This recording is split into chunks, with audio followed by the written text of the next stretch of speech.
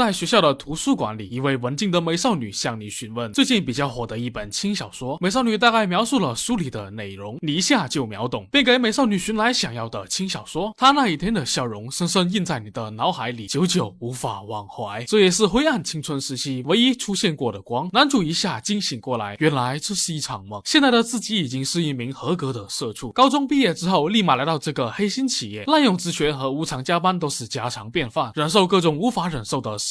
回过神来已经30岁了，即便面对恶劣的环境，我也没有勇气把它辞掉。男主打开手机看起高中的毕业照，刚刚梦里的女生叫纸条院春华，长得好看，有大小姐气质，但为人没有价值，是我憧憬的对象。和她一同担任图书委员的日子，便是我灰暗人生中最美好的时刻。但她后来经历的事情令人唏嘘，就连独自抚养我长大的母亲，也因为操劳早早的离世。男主的心灵支柱接近于崩塌。为什么人生会变成这样？如果能回到过去，我一定要改变这一切。突然，男主胸口疼痛，大限将至，昏倒过去。曾经的自卑懦弱是导致一切的致命失败。原来那是对你的感情，不是憧憬啊！不久后，男主从黑暗中醒来，周围的一切很像老家的房间，自己的样貌也回到高中时期，用的也是老牌翻盖机，日期回到了14年前。妈妈也有血有肉，真实的站在眼前。在找了个理由糊弄过去后，男主开始自己的2周目高中生活。自己心理年龄已经是个大叔了，接下来真的要去学校上课吗？既然都重来一遍，意思是我可以让人生重新来过，要改变曾经灰暗的人生，向那个让自己后悔的过去发起复仇，保护好妈妈，不让她再次操劳。这一次至少不再去一家黑心企业。前世最后的时刻，我注意到了致命的失败，但现在一下子又想不起来是什么，感觉那件事情很重要的样子。背后传来纸条院同学的声音，他此刻就在那里，哪怕过去了14年，也无法忘怀那个让我青春闪耀的光。和憧憬的少女跨越时间的再次重逢，让本来一无所有的人生再一次出现了生机。再一次见到自己的白月光，男主眼神变得痴呆。纸条院感觉男主好像很惊讶，是不是发生了什么事？所幸纸条院同学还跟记忆中一样文雅端庄，毕竟是出身名门的大小姐，父亲还是全国连锁书店的社长，有才有权势，不摆架子还温柔，这样犹如出现在梦中的女子，未来却遭到那种待遇。前世大学毕业后，纸条院同学就前往某个公司，也凭借容貌和性格获得不少人气，本人也凭实力拿下工作内容。然而有很多女性员工对于他抱有嫉妒之心，没过多久就变成职场霸凌。纸条院因此患上严重的精神疾病，又恰逢家中企业陷入经营危机，家里人没时间理会女儿的身心状态，不久后就发现在家中离世。看到这份新闻，男主感到悲伤无力。在灰暗的青春时代时，他是想要在自己心中唯一的光，但就是这样一束光却被职场的黑暗彻底抹灭。如果未来能够改变的话，我一定要拯救他，但现在必须保持和往常一样才行。男主突然可以侃侃而谈，让纸条院感到奇怪。明明往常的男主都是低头话很少，今天却变得异常的开朗。上一世高中时期的自己交流能力确实为零，但在步入工作之后硬生生被逼了出来。其实这都多亏纸条院同学一直阳光开朗的跟我搭话，让我也被感染，可以交流伶俐。纸条院被夸得有些不好意思，看得出来是个很纯粹的人，这大概是他高中时代没有恋人的原因吧。看到女主手里提着袋子，男主条件反射就要帮提，职场上的老毛病又犯了。在社畜时期的男主被前辈们不管大小事都各种欺压，所以帮拿东西之类的已经是家常便饭，总觉得你变得更出色，更有男子气概了呢。这位纸条院春华可是能说出破坏男生理性的台词，若能被你这样感谢，社畜时期受到的苦多少也能治愈一些。因为和纸条院同学亲密的走在一起，父亲的视线全都转移到我身上，不过这些也不值得我在意，就专心享受和眼前这位少女一起度过的时光吧。随后男主回到那间熟悉的教室，学过的这些课文也已经忘得一干二净。高中时期还有一个唯一的朋友三平银次，看上去像个体育生，但实际是个隐性宅。看到男主早上和纸条院同学亲密的一起上学，好兄弟感到非常的吃惊。男主说有什么好惊讶的，不就是碰巧遇上，然后碰巧帮他提东西，再碰巧一起上学咯。这玩意只有在少女漫画的帅哥才能做到吧，倒不如说你变得不一样了，以前畏首畏尾的气息完全消失。男主说曾经转身到暗黑异世界当了12年的奴隶。好兄弟觉得男主脑洞还挺大，谁能想到这是真实经历。但是在学校的等级制度里，地位低的家伙贸然闯入高阶层，可能会被成为欺凌的目标。这种勾丝一样的东西，现在想起来还真是感觉幽默，不过在成人的世界也是没少见。随后男主打算去贩卖机买水，又碰上前世欺凌自己的虚假不良少年，但现在看来就像个精神小伙。小伙想靠恐吓一招鲜吃遍天，但却让男主觉醒前世被欺压的记忆。小伙更想把男主的钱包拿走，直接被男主反按到墙上，开始宣泄前世遭受到的不公。为了赚那么些钱，自己算是把各种羞辱经历了个遍。这可是我妈辛苦赚来的钱啊！你要敢打他们主意的话，你知道后果的吧？精神小伙一下就变得不精神了。男主在众目睽睽之下帅气离场，这一次和不良少年吵架算是传开了。穿越回来的第一天就发了这么大的火，但我觉得自己没有做错，毕竟那是母亲辛辛苦苦赚来的钱，不可能让别人给抢走。和不良吵架的事要是成流言传开就麻烦了。不过既来之则安之，现在重要是集中在和子条院同学的图书委员工作。子条院同学身影还是那般美丽，看到他站在那里的时候，唯有真实感觉到那曙光回来了。子条院回过头也发现了男主，接下来就开始工作。首先就是要整理书籍，然后再是检查图书的归还情况。记录表上有好多过了期限还没归还的人，看来大多数都是惯犯来的，干脆直接把他们的名字曝光在午间广播好了。先不说出具体名字，只是警告没有还书的人快点归还，如果还是当无赖再进行名字通报。不过真走到那一步就由我来做吧，毕竟还有很多学生等着热门书籍，不能让那些人占为己有。子条院只觉得男主很厉害，说出来的解决方案和考虑的事情都很全面，完全就像男主本人。没想到只是换了另一种说话方式，就可以变得像另一个人，感觉自己也想试一试。子条院同学已经足够开朗了吧？实际上父母还把子条院当作小孩，父亲也有些保护过度，所以想要自己变得成熟一些。子条院同学还真是单纯啊，前世没能和子条院好好说上话，如今可以畅快的和他交流了，他能把我当朋友看待，没有比这更令人开心的事了。在完成工作回去的路上，男主听到走廊里传来斥责声，原来是子条院被辣妹帮给围住，领头的是名为花山的家伙，还有他的辣妹小弟。花山让子条院不要到处献媚，还要把头发剪得土气些，也不要化妆，作为大小姐就应该和男生保持距离。子条院并不明白，我这是素颜，天生丽质啊。这样化了超级浓妆的花山立马红温，想要对女主动手，这时候就要来英雄救美的点中点剧情。像这种绿茶，男主在社畜时期见过180个，经常盯着比自己更可爱的员工欺凌。以前这家伙就经常仙人跳那些职员大叔要封口费，后来在高三被人曝光，不仅退学还上了新闻，被人知道秘密的花山只能恼羞成怒的离开，就算自己不说，1年后他依然会暴露然后退学。看到男主帮助了自己，子条院说了声谢谢。男主觉得自己也没做什么大事，只是听到声响才过来瞧瞧，没想到是子条院同学遇到麻烦。像子条院这种大小姐一般是有专车接送的吧，但女主想和大家一样普通的上学，所以都是正常走路来学校。这样的话我送你回家吧。男主表面上还在强装镇定，实际上已经慌得不行，不过确实也想这么做，毕竟不想让脸色不好的子条院一个人走夜路。傻白甜女主当然很愿意，要是你方便送我的话，我会非常高兴的。本来还以为会让她扫兴，那现在她还是个心思单纯的高中生啊。在放学回去的夜路上，男女主在激情讨论一部轻小说的内容，和女生单独走在街上，让男主回想起社畜时期也有和女同事一同出差的经历。女同事问男主是不是经常来这种地方，男主为了避免尴尬回答得冷模两可，一下没有，一下又偶尔来过，结果却是让女同事觉得这个人是个无聊的家伙。为了不让这种事情继续发生，男主想了一个妙招，只要引导对方谈论自己喜欢的东西，大多数人就会开心，觉得和你聊得来，这时候再适当给出回应，就能轻松营造良好的气氛。但这对子条院同学不一样，她大概是身边少数能谈论轻小说的女孩吧。子条院突然意识到自己过于兴奋，说了很多，感觉一聊到喜欢的东西，心情就会变好很多呢。这样开朗的天使女孩却无端遭受各种排挤和欺凌。子条院说自己已经不是第一次碰上这种事，实际上从小学1年级就开始，经常被女生找来说什么很嚣张碍眼之类的。说实话也不知道自己做错了什么，只是能感受到他们非常的讨厌自己，让子条院感到很害怕。男主告诉子条院为什么会被讨厌，因为子条院同学太过于人美心善，这些人只是在嫉妒你的温柔和可爱。子条院慌乱的反驳，自己哪有男主说的那么好。看来子条院对自己是个美女没有一点自觉啊。现在的女主为人太过老实了，在面对不公的时候总觉得是自己的错，最终会被黑心企业那种环境给压垮。为了阻止之后一切的发生，现在开始必须要改变她的想法，让子条院对自己说实事，我没有做错，以后再被辣妹找茬就说我没有做错，那些人是不会只说你比她漂亮这种话，所以才会用嚣张这种借口来针对你。不是你做错的事情就不用反省，重要的是学会去无视这种人。子条院惊讶男主为什么那么担心自己，因为我不想看到子条院烦恼事情的样子。子条院问男主刚才说自己长得好看才被嫉妒，不是在安慰而是真心话吧？那是当然了，从第一次见到子条院同学开始就被你的美貌深深的印入心中。男主满脑子只想着改变未来，没意识到自己说了多么羞人的话，不知不觉两人就走到女主家的大豪宅门前。女主很感谢男主今天对自己的开导，如果有任何事情都可以跟我说，不仅是抱怨也可以做任何事。男主不小心又触发了上一世的社畜体质，在独自回家的路上，男主看看前世的社畜经验，竟然在校园生活派上了用场，尤其是能和子条院同学说上很多话。为了能改变他的未来，建立联系是最重要的一步，就算顶着男生们嫉妒的视线也要坚持下去。不久后，男主回到家里，妈妈在工作没有回来，但房门却敞开着。男主过来查看情况，没想到里面的人是自己的妹妹香奈子。前世长大之后，两人的对话也慢慢变少，在参加完妈妈的葬礼之后，几乎变成有血缘关系的陌生人。看到妹妹手中拿的泡面，男主想起以前妈妈晚归时两人一起吃素食的日子，这一次决定给妹妹做些什么。随后在妹妹惊讶的目光中，男主展示高超的刀工和厨艺，一份标准的蛋包饭新鲜出炉。妹妹看着这碗蛋包饭纠结能不能吃，在哥哥的催促下尝了一口，那真是相当的五妈呀。看到妹妹幸福的表情，情，男主也很开心。前世开始独居后，为了摆脱速食品，一直在锻炼自己的厨艺。以后妈妈晚归的日子，就由大厨哥哥来为你服务。妹妹还是觉得哥哥是被什么东西附体了。画面来到纸条院这边，躺在床上的纸条院还在回想今天的男主，感觉不可思议。虽然早就知道他是个好人，但不怎么擅长说话。今天开朗又信心满满，简直像变了个人似的。装着30岁大叔的魂能不变吗？今天那句像告白一样的话，也让纸条院心动不已。以往被欺凌的日子都会陷入阴暗的情绪中，今天有他在，心情变得轻松很多。虽然男主变得老成娴熟不少，但他还是认知里那个温柔的人。谢谢你，新兵同学。穿越回来2周后，男主终于确认了一件事，他不会再回到那个世界了。只是刚回来的第1晚，男主有些不敢睡觉，害怕一醒来又回到原来的世界。不过最后担心的事并没有发生。在学校这边，纸条院叫住男主，感谢男主帮忙处理校园广播。原本通报的是2年 A 班的逾期学生，结果所有人一窝蜂都回来还书了，感觉还挺有趣。自从放学事件之后，男主和纸条院说话的机会也变多了，至少从图书馆搭档变成了是一个好人。这时旁边女生们在讨论学员季主题，纸条院也很期待，说下周就要决定班级主题了。男主看着他很高兴，能不断发现他新的一面。不过班里的大家都在为主题方案吵成一团。这时有一位短发女生正在抱头抓狂，她叫比乔武，是田径社的活泼少女。之所以变得那么烦恼，是因为上课的时候钓鱼被老师发现。她跟老师说自己笔记记得很完美，老师让她放学交上来完美的笔记，不然就要补课。所以现在向有完美笔记的同学求助。男主觉得可能不管他才是对他好，但最后还是把笔记递给了比乔。比乔看着如此全能的笔记，心想这次肯定能度过难关。男主心里感慨自己上一世可没有这么整齐的笔记。通过前世的经验知道，学习好坏会直接影响将来的工作机会。这些笔记也是在社畜时期锻炼出来的信息整理能力。没想到第2天、第3天几乎都会有人来找男主帮忙，极有感叹男主是真升级了，感觉从社交地位底层窜升到了中层。男主说这种东西没那么容易改变，基友说换做以前确实如此，但最近的男主根本不正常，会开始正常和人说话，不再自言自语，还突然精通电子产品知识帮助大家。还听说男主把不良打了一顿，开玩笑的问男主是不是去异世界打过 BOSS 了。男主回想起当社畜的时候曾经想过空中飞人，这应该也算是某种 BOSS 战了。基友让男主打起精神，一位曾经平凡的家伙也开始变得硬气起来，让周围人都变得刮目相看了。男主觉得自己拼命努力，只是不想将来再进黑心公司，没想到顺手帮助身边人，社交圈也慢慢扩大，而这种感觉也并不坏。转眼来到了周日，男主早早就起床准备早餐，妹妹一起床就看到准备好的三明治，刚接过咬了几口，然后就沉默了一会儿，发现比起三明治，老哥变得更奇怪了。最近替妈妈做的菜每一道都相当美味，每天刻苦学习，认真打扫卫生，甚至还开始早起去晨跑。妹妹甚至怀疑自己的哥哥是不是被调包了。男主虽然想重活一次不留遗憾，但真要说自己是从未来回来的，估计会被妹妹呼叫救护车抬走吧。他决定换个说法，说自己其实有个很在意的人，想离他更近一点，但自己还远远配不上他，决定提升自己，所以才会努力的做这些东西。妹妹听到后一下子兴奋起来，觉得老哥这波加大分了。原以为哥哥会宅一辈子，没想到会为了喜欢的女生改变那么多。接着又打听哥哥喜欢的是什么类型，然后男主拿出手机噼里啪啦讲了一大堆。20分钟后，妹妹大喊停下，只要男主一聊自己喜欢的东西，就会说个不停。妹妹问他想要纸条院当女朋友，感觉门槛会有些高的吓人。男主听得有些愣住了，他只是想把纸条院当成憧憬的偶像，没想过成为女朋友这件事。老妹听完后有些绷不住了，还以为老哥终于像漫画主人公一样觉醒了，结果还是在关键的地方是个白痴。妹妹此刻燃烧起了要帮哥哥的决心，她问纸条院这样优秀的女生难道没有人在追吗？男主并不担心这一点，因为纸条院根本意识不到别人的目光，因为她太受欢迎了，每次有男生靠近就会被别的人给挡下。妹妹继续追问，就算只想当朋友也会被那群人给拦在外面吧。男主坚定地说没关系，不管以后敌人有多少，谁拦路他就推开谁。看到哥哥如此的坚决，妹妹支持哥哥的心变得更加坚定了。她坏笑着让哥哥把对纸条院所有心情和细节通通都交代出来。男主只是重生了3周，就在期中考试进了年级前10。对于一个穿越回来3周的人来说，这个成绩应该算不错了。基友看到后大为震惊，质问男主怎么考进的前10，竟然背叛了我们低分联盟。男主否认并没结过什么盟，纸条院也过来向男主道贺，不像自己只考到了平均分以下，然后恳求男主把自己从轻小说禁令中拯救出来。因为最近沉迷轻小说导致成绩大幅下滑，一个月竟然看了将近40本，这让纸条院的父亲很生气，所以给纸条院下了禁令，下次考试不到平均分就禁止看轻小说。他说自己其实并没有那么擅长学习，偷懒看轻小说的时候还会忘记时间，所以希望前10的男主可以辅导自己功课。男主当然很乐意接受，但学校里成绩好的人很多，为什么偏偏要找他？纸条院回答不想麻烦不熟的人，这样学习的时候会集中不了精神，而且男主是身边最亲近的男生，很聪明，待在一起会很有安全感。然后开心的向男主说，老师请多多指教。老师的称呼加上那灿烂的笑容，对男主造成了巨大的冲击。一个小时后，男主正在认真讲解数学题，子条院也听得很认真，问男主教人的方法很易懂，是不是有过教学经验？男主回答算是教过一些东西，然后回想起刚进黑心公司的时候，上司告诉他公司没有新人培训，不懂就直接问他。当他遇到不懂去问的时候，上司就说这种不重要的事情就不要问。当他犯错的时候，上司又会吼为什么不事先问我？久而久之，男主就不敢再提问。糟糕的指导不仅影响工作，也摧残了他的精神。从那之后，男主总结出3个要点：第一，要告知工作的意义和结果；第二，展示通往结果的过程，并明确在做哪一步；第三，在合适的时机要进行表扬，营造一个良好的环境。子条院觉得男主真是个好老师。不久后，男主提议先休息一下。子条院问男主毕业后的打算，男主说自己在为去一个好公司而努力。子条院说父亲会为他安排职位，但他觉得这项作弊有点不是很愿意。他向往招聘上写欢迎所有求职者，像家一样的职场，热情能得到回报的地方。听到这些招聘语，男主尿都下出来2滴了，赶紧告诉子条院不要相信这些东西，那就是通往地狱的单程票。按照这些标准来找的话，很容易就找到黑心公司。然后男主把自己在黑心公司的待遇都说了出来，当然这些都是听亲戚说的。子条院听完后也意识到自己的想法不对，虽然黑心公司的故事吓到了子条院，但这应该能让他离毁灭更远了一些。子条院觉得男主光听故事就能做出改变，非常的了不起，是自己要学习的榜样。男主在内心否定，这只是2周目带来的利好，前世那一塌糊涂的人生，代价就是那12年的社畜生活。对于子条院也曾幻想过会有命运的安排，但最终一无所获。他明白不主动争取就什么也得不到。子条院真诚觉得男主很了不起，人人都知道要努力成为最好的自己，但真正付出行动却非常困难。正因为男主付出了行动，才看起来非常的有魅力。听到这番赞美，让男主的心猛地一跳，他感受到一股奇妙的感觉在内心不断的跳动着。在2年低班教室补习休息时间里，子条院笑着说对文化祭满怀期待，因为小时候没有机会参加祭典，所以一直觉得热闹欢乐的祭典氛围很特别。文化祭能像祭典一样让整所学校都变得热闹，还能亲手创造自己的快乐，这听起来不是非常棒吗？这对于不爱参加校园活动的男主来说，还真不一定这么觉得。上一世也没有好好享受过校园青春。听到子条院这么说，男主也开始变得有些期待。画面切换到班会，黑板上写满了各种主题方案，但有人想搞得更引人注目一些，有人觉得不想干那么麻烦的活。无助的班委只能让他们不要吵架，虽然看起来讨论得很激烈，但实际上都是无效交流，每个人都有自己的意见，班委太过于执着协调，导致什么也决定不下来，这几乎可以说是吵架了。这样男主想起公司会议时的场景，人们只顾着发表意见而不是进行讨论，主持会议的班委本应调解意见分歧，但不幸的是他似乎缺乏这种能力。男主回想起前世为了避免冲突，最后只办了个简单的展览，结果还烂得不行。他看向旁边神情失落的子条院，想起他之前那充满期待的笑容，办法肯定是有的，但需要做好充足的决心和准备。既然要做，何不就来真的？最重要的是不想在学员季结束时让子条院留下不好的回忆。画面切换到夜晚的男主家中，妹妹看着眼前滋滋响的章鱼小丸子，偷问老哥这是在做什么。男主说是为了不让子条院伤心，妹妹表示一脸疑惑。这时男主的电话响起，男主接起电话就变成商业形态，和对方进行商业谈判，希望能争取更优惠的价格。这娴熟的谈判技巧让妹妹看得目瞪口呆，这浓烈的商业味让妹妹对哥哥的看法又多添了一份奇怪。不过这怪癖也不是1天2天的事了，妹妹现在早已习惯，她知道这么做一定是为了子条院，所以让男主把计划说出来。听完计划后，妹妹捧腹大笑，表示男主准备的也太周全了，换做以前绝对不会有这种想法。妹妹感慨自己从未遇到一个想永远和她在一起这种感觉的人，无论是友情还是爱情，能找到一个真正懂你的人都是非常难得。男主被这番早熟的言论震惊到了，妹妹让哥哥全力以赴，以后可能再也遇不到让你如此努力去付出的人了。男主觉得妹妹说的对，这位叫做子条院春华的少女在男主的心里堪称是奇迹。时间来到第2天，班会仍然没有进展，其他的同学们也早已没了兴致。男主下定决心要改变这死气沉沉的气氛，他准备站起来，却感觉双腿被铁链锁在了座位上。他犹豫了，感觉手脚变得非常沉重。他想起过去那个总是蜷缩在座位上的自己，虽然穿越回来的时候有过几次对抗，但那都是不得已的自我防卫。这一次要面对的可是整个班级，班委还在徒劳的恳求大家达成一致。这时男主突然站了起来，全班同学的目光都集中在了他的身上。男主在众目睽睽之下走向讲台，他向班委说要借用一下讲台，然后深吸了一口气，突然大声呵斥这种破烂会议要开到什么时候，再讨论下去就是浪费时间。男主决定说出自己的提案，之后大家再决定接受与否。现在我先暂时接管这个会议。大家突然都乱成了一团，有的人大喊让男主赶紧下台，人群的比例分成了8比1比1，有80%的人不明所以保持沉默，有1%的人觉得我太出风头而反感，还有1%的人对文化祭毫无兴趣。明确来说，反对派有2%，但是接下来这八成将会改变现状，我要做的就是拉这八成到我这边。男主猛地拍出自己准备好的资料，告诉大家各种活动需要的成本和预算，然后再筛选出可行的方案，把各种杂七杂八耗时的东西去掉之后，就只剩下咖啡厅和章鱼小丸子可行。因为没有时间再讨论哪个更好，所以干脆直接把二者合一，成为章鱼烧咖啡店，多种口味章鱼小丸子，饮料用果汁控制成本。有人觉得这是不是有点太朴素了？那就再加一个重局章鱼烧轮盘，这样可能会吃到一个是加满芥末的。然后店员的服装设计出浴衣和夏季和服，会给人一种传统祭典的感觉。就连预算，男主也直接谈拢了。这时候班里已经开始出现大多数支持派，但是总会出现2个刺头唱反调。他们不是单纯的想反对提案，只是看不惯男主这种阴角撵到上去出风头。这时候要做的就是彻底无视他们，然后掏出自己的王牌，现场试做章鱼小丸子。虽然男主很快就做好了，但同学们都面面相觑，不敢向前。男主心想，只要来一个人破局就好了。这时候女神紫条院来救场，她美美的吃下一口，幸福的呼出一口热气，然后开始形容有多么好吃。看到校花都如此评价，大家争先恐后的抢着要吃，基友还幸运的中了芥末大奖。这样一来，局势就完全逆转了，要抨击对方的弱点，同时展示己方的优势，最后用商品和演示制造赞同的氛围。只要做到这一点，剩下的反对者就不足为惧。男主对班委说，很抱歉抢了你的台，自己的提案似乎已经被采用了。班委嘴里塞满了章鱼小丸子，似乎更专注于吃。之后男主走出教室松了口气，前世的自己根本不可能做这种事。不过靠刚才那一番展示，班级里的氛围也变得团结火热起来。紫条院也追出去夸奖男主很厉害，但是男主之前明明对文化祭没那么积极，为什么要做到这一步？男主回答，因为紫条院说过很期待一场全班一起准备的文化祭，害怕紫条院会伤心。话还没说完，班委就出现打断两人，告诉他们休息时间结束了，还有很多东西要讨论。两人准备回到教室，这时从身后传来紫条院的声音，谢谢你新兵同学。声音几乎被嘈杂给淹没，但也清晰地感受到了紫条院的真挚情感。他在全班同学面前宣布自己将担任活动顾问来辅助班委。班委觉得自己的水平不行，给男主增加负担，所以提出这个方案的人理应成为核心角色。男主此刻也无法反驳，他和大家明确一些事情，首先要做那就要做到第一。班委很惊讶，时间如此紧迫，怎么能做到销售类第一？男主自信地表示能做到，随后拿出学生会寄来的过去10年数据报告，分析出销售冠军都有突出的特色和极高客流量。我们计划穿传统服饰，并提供新奇物品来吸引眼球，同时提供外带服务来提高客流量。大家听完之后都觉得这个方案或许真能行。随后男主再给他们的好胜心打一针，说之前有人嘲笑我们的班级，在这种情况下还能夺得第一的话，岂不快哉？同学们的情绪瞬间被点燃了。班委在黑板上完成分配任务，接着男主询问是否有人愿意担任烹饪组的组长。教室里一片寂静，无人回答。男主随便点了一个名为种本的男生，但种本说自己没有烹饪经验，胜任不了这个职位。班委也表示赞同，并分享自己不懂搅拌而把咖啡热糊的事。这时紫条院毛遂自荐，说自己厨艺还可以，愿意尝试一下。男主有些意外的看着他，以前的紫条院是为了避开部分女生的敌意，选择避免这些显眼的事情。现在不清楚他提出当组长的真实想法，既然鼓起勇气迈出了这一步，那也不能埋没了他的志气。3天后，大家都在热火朝天的进行准备工作。班委突然告诉男主预算有些超了，原来是装饰组提交了一份预算追加申请，甚至还出现了巨大木材这种项目。两人决定直接去问问看，没想到装饰组的成员在激烈的讨论。女生这边设计图想多花点功夫，提升咖啡厅整体的气氛。男生这边觉得追加那么多项目，工作量会直接爆炸。男主看着对峙的双方，大概明白了情况。他接过设计图查看了一下，发现方案确实设计得不错，但是追加预算这个要求没法满足。不过这也不是没有解决办法，只要想办法找到平替素材就可以。木材可以去找免费的废料，扇子、窗帘这些可以去百元店找找，还可以用学校的打印机打印图案墙纸来装饰墙壁。这样男主又回想起为公司产地布置而奔波忙碌的日子。上司让他在不追加预算的情况下做出更引人注目的装饰出来。他处理过无数这样不合理的要求，而那些积累的经验如今正好派上用场。女生这边很感谢男主的建议，男生们则一脸不爽，表示男主尽多管闲事。不过抱歉啊，现在自己可是享受青春团队的一员。为了让男生们不摆烂，紫条院立刻使用出糖衣炮弹，男生们被赞美给击中，立刻改口说小菜一碟。这时种本突然请求要调班，照这样下去的话就没时间和女朋友逛文化季了。一有人开了这个头，后面就会有无数人跟团，各种问题接踵而至。有人偷懒，有人不懂电脑不会做餐券，有人把采购的收据弄丢了。一时间所有人都向男主求助。男主冷静地告诉大家，请给他1个晚上的时间。时间来到晚上，妹妹回到家问晚饭吃什么，她发现餐桌上只有一份准备好的饭菜和一张用微波炉加热的纸条。她上楼寻找男主，走廊深处传来声响，吓了妹妹一跳。靠近发现只有密集的键盘敲击声。男主此刻仿佛回忆起了上一世的肌肉记忆。在2年低班教室里，班委提议先开个小会，来讨论下昨天收到的大量问题和请求。所有人都提出各种问题，从报销、施工材料到换班请求，让班委瞬间不知所措。他询问男主要不要排号逐一处理，男主却说全都交给他，然后顶着一副疲惫的死鱼眼，宣称已经为所有问题准备好了解决方案。在此之前，男主先点名了之前的刺头之一野吕田，因为他什么活都没干，所以分配给他拍照的任务。野吕田想要抗议，但是遭受到了来自全班的压力，野吕田只好不情愿的答应了。随后男主宣布进入正题，他拿出一份打印机的使用说明书，告诉大家照着做就不会有问题。接着又拿出一个 U 盘，里面存有参券的模板，让大家复制打印。如果有不清楚电脑怎么使用的人，就直接去请教计算机社的基友。男主有条不紊地安排着各项事宜，最后拿出一本章鱼烧咖啡厅准备的参考手册，他为每人都打印了一份分发下去。大家都被手册的详尽程度震惊了，从点难到处理投诉都做到简单易懂。男主问大家是否还有其他疑问，同学们只觉得男主很厉害，一夜之间就处理完所有人自私的要求，甚至比打工地方的代课手册还要好。男主愣住了，自己正在被全班同学感谢，这种事在上一世可不敢想。他惊讶地看向纸条院，只看见纸条院似乎一脸自豪的样子，像是看到喜欢的小众漫画有一天终于得到好评时候的样子。时间来到第二天，烹饪组长纸条院准备开始给大家进行演示制作流程。尽管他穿围裙扎长马尾的样子很优雅，但本人却紧张得不行。男主主动提出可以替他，纸条院拒绝了男主的好意，表示要为自己承诺的事情负责，不然永远也学不会做新的事情。如果搞砸的话，就当做是错误示范就好了。在同学的注视下，他开始操作了。无懈可击的刀工让男主大吃一惊，各种熟练的手法让同学们也赞叹不已。最后撒上海苔和煎鱼片就完成了。随后他提议让男主来品尝味道，然后用牙签扎起一个章鱼小丸子，微笑着递到男主的嘴边。这亲密的举动让男同学们大为震惊，男主可不能辜负这份好意，他一口吃了下去，美味冲击了他的味蕾小宇宙。他红着脸评价味道非常好。几天过去之后，文化季的准备工作也渐入佳境。在座位上，男主发现课桌多了一封信，信上写着放学后在中庭的长椅等你。男主把这当作恶作剧直接丢进了垃圾桶里。放学后，男主准备去做最后一次采购，但这次要和纸条院一起去，所以打算走中庭抄近路过去。没想到被一个不认识的女生叫住了，她自我介绍是2年 B 班的板井，直接对男主告白说要交往。男主以为她是被强迫来告白的，表示自己可以帮她解决麻烦。听到这话，板井突然爆笑出声，几个男生从一旁走出来，为首名叫土山的男生嘲笑男主完全上当了，因为最近男主太得意了，所以决定给他点颜色看看，想嘲笑男主告白被拒而失望的样子。这群人并非是校园人气的顶层人员，他们一直处于中层，因为自己过去在底层，现在他们感受到自己地位受到威胁，所以才跑过来打压男主。土山继续嘲笑男主没有女人缘，男主表示自己都没什么反应，不知道他们到底在乐什么。这时候纸条院突然出现来找男主，因为一直没看到人就找过来了，他很期待继续上次一起回家聊轻小说的话题。听到两个人一起回家的信息，土山直接气急败坏了，表示男主这种下层人怎么能这么出风头，就应该老老实实的待在底层。男主有些不屑地说，为了守住自己的地位，压力有这么大吗？以至于贬低别人来获得安心。他平静地说，那些被你看不起的底层人，只是在和志同道合的朋友享受快乐的时光而已。临走前，纸条院还有些疑惑，并不知道他们在讨论些什么。上一秒男主还在被假告白、恶作剧羞辱，下一秒就和校花在文化祭上公然约会。在去采购的路上，纸条院问男主刚刚土山找你有什么事，男主回答中间有个叫板井的女生来向我表白，不过那只是恶作剧罢了，他们想看我的反应然后取笑我。纸条院觉得这种事太过分了，他们竟然还觉得很好笑。男主笑着说，你说的对，不过你一出现他们就立刻安分下来了。纸条院有些不解，这跟自己有什么关系？男主说，对于他们，或许你已经属于顶层的存在了。男主只对土山他们感到悲哀，希望他们能不去在意这些阶级，轻松的享受校园生活。画面一转，两人提着购物袋从一家业务超市走出来。对于纸条院来说，到这种地方来买东西应该是一件很新鲜的事情吧。这下子文化季的一切都准备就绪了，大家也都非常努力，就连负责摄影的野吕田也很努力。看到自己拍的照片那么受欢迎，野吕田积极性很明显提高了不少。男主问纸条院为什么会想着去主动担任烹饪组长，这看起来不会是你想选择的角色。纸条院之前解释说过，自己一直被部分女生讨厌着，所以为了避免起冲突，一直都避开引人注目的职位。但多亏了男主让自己明白这样下去是不行的。最近看着男主的作风，只要改变思考方式和行动，就能做到那些我以前认为不可能的事。我突然意识到那真是很好的想法，虽然没办法像男主那样一下子改变那么大，但必须要从某个地方开始改变，所以成为组长就是第一步。虽然害怕之后可能发生的事，但无论如何都得试上一试。男主此刻暗自想着，她不是娇生惯养的大小姐，只要有契机以及经历磨练，想必会成长为更加出色的女性，一定不会再让她踏入那悲惨的结局。纸条院微笑着说，看到男主为班级努力四处奔走的样子，此刻更想为你出一份力，这份心情比任何想法都要强烈。很快快就来到文化祭当天，章鱼烧咖啡厅比想象中更热闹。章鱼小王子经过纸条院的指导，烹饪组全员都熟练掌握了做法。这时，比乔告诉男主，邦伟给他安排了一个额外的任务，说是有一个人在玄关等着他。男主半信半疑的前往玄关处，一个声音喊住了他。他看到穿着浴衣、举着招牌的纸条院，男主瞬间脸红，变得目瞪口呆。纸条院问他自己这身看起来怎么样，男主由衷的赞美，看起来很漂亮，非常适合你。纸条院被夸后也害羞的低下头。他告诉男主，邦伟给自己派的任务是拿着这个招牌和男主一起四处宣传。男主大脑瞬间一片空白，这难道是文化祭约会吗？然后纸条院递给男主一封信，信上写着为了感谢男主拯救自己造成的这手烂摊子，特意安排了这次约会作为谢礼。男主内心狂喜，把对邦伟之前的偏见都一笔勾销。纸条院好奇邦伟到底说了什么，男主马上糊弄过去，说要我们好好宣传就行。结果两个人以宣传作为借口，开始在文化祭上好好游玩了各种项目。随后纸条院提议要去天文馆，因为没有什么人，所以直接包场了。进入馆内，因为空间狭小，两人挨得很近，两个人并肩坐着，仰望顶上投射出的漫天星空。男主此刻陷入思考，他在想自己真的能够改变那个悲惨的未来吗？纸条院让男主不要气馁，伸出手对向天空。他很感动，男主改变了原本可能荒废的文化祭。虽然不知道你在为什么事情不安，但请相信自己。说得夸张一点，你可能拥有改变未来的力量。正因为你改变了文化祭，改变了未来，我才能以这份心情坐在这里。新兵同学，谢谢你给了我一个愉快的高中文化祭。女主此刻说的这些话让我感觉有些吓人，不得不怀疑她是不是在装糖了。之后两个人来到休息区吃炒面，男主问纸条院喜欢吃炒面吗？还以为他家是不吃这类东西的。纸条院说他和父亲都挺喜欢这类食品的。男主突然想到他的父亲纸条院时钟先生以白手起家建立商业帝国，是经常在媒体露面的奇才，还以为他们会是那种很严格的人。男主发现纸条院今天情绪很高涨，纸条院回答道可能是因为和男主一起逛文化祭比想象中的还要高兴，而且最近男主一直在忙文化祭的事，说实话有些寂寞，今天能够独占男主会觉得更高兴了。男主听完后已经瘫倒软化了，能和纸条院一起过文化祭心里也真的非常高兴。听到男主这么说，纸条院比刚才更高兴了。就在两人氛围逐渐升温的时候，比乔突然跑过来大喊找到你们了，他焦急地说班级的摊位要出事了。当章鱼烧咖啡厅客流量爆满，店员却在厕所拉肚子，男主化身机器人极限救场。在学生休息室里，邦伟告诉男主，因为客流量的激增，他们快要扛不住了。因为美少女宣传效果出奇的好，吸引了大量男性顾客蜂拥而至。接着就是部分值班人员缺席了，因为最后一班人员有3个人好奇吃下做失败的章鱼小丸子，现在都在厕所里奋战。这意味着最后能用的轮班人员就只剩下邦伟、比乔、纸条院、男主这4个人。纸条院提议找人来加班或者叫别人来帮忙，但邦伟已经联系过所有人，不是说有社团工作就是要约会，现在只有2个选择，要么强行叫回同学们帮忙，要么就4个人强撑下去，但服务质量肯定会大打折扣。男主刚想拿起手机叫人帮忙，但他又想起自己前世时隔70天的第一个休息日，当他准备把积攒的游戏和动漫都要消化掉的时候，手机上突然显示公司的来电。回到现实里，男主果断的合上手机，他不打算叫任何人回来，就靠我们4个人尽力而为吧。现在要么牺牲同学的计划，要么牺牲服务的质量，只要他们4个人来就不用打扰同学，尽力把质量下降控制在最小就行。纸条院也赞成男主的意见，现在只剩下最后的1个小时，拼尽全力的话还是有可能做到的。此刻大家的意见达成了一致，男主开始指挥分配任务，让邦伟负责餐券和订单，纸条院负责饮料和装盘，比乔来负责当服务员，外带打包订单也交给纸条院，男主自己负责全部的烹饪。邦伟惊呼男主不是开玩笑吧，那可是几倍的工作量啊。男主认为这既然是自己的主意，那理应比任何人都要努力，而且这种生死存亡的情况他早就已经习惯了。随后大家都开始努力的忙活起来，虽然3位女生都是超常发挥，但顾客还是源源不断的涌来，恐怕都是3位美少女导致的。这时候已经有顾客开始抱怨上菜慢了，男主听到后心头一紧，希望这些话没有影响到他们。突然哐当一声脆响传来，一整盘章鱼烧掉在了地上，比乔变得有些不知所措。男主立刻给他下达指令，然后告诉他自己会马上重做好，用新的任务来覆盖失误带来的愧疚，然后让纸条院告诉大家，因为单量太大，所以出餐会有延迟，用提前告知来降低顾客的不满。随着订单还在不断的增加，男主感觉自己的脑子已经快跟不上了。这时候如果是漫画的主角，可能想出一转公式的办法，但可惜自己只是一个前社畜，所以只能想出黑心企业式的办法。既然一台已经不能跟上其他3人的节奏，那就3台一起火力全开，以3倍于常的速度来制作。男主此刻已经进入超频模式，顾客都惊叹他像个工厂机器人。纸条院此刻在身后笑出了声，明明忙得晕头转向，但却感觉很开心。男主也是同样的感觉。纸条院自嘲觉得2个人还真是一对怪人。在这场忙碌的战斗中，4人已经渐渐形成了牢固的纽带，最终店门口挂上了全部售罄的牌子，在这一场顾客浪潮中取得了胜利。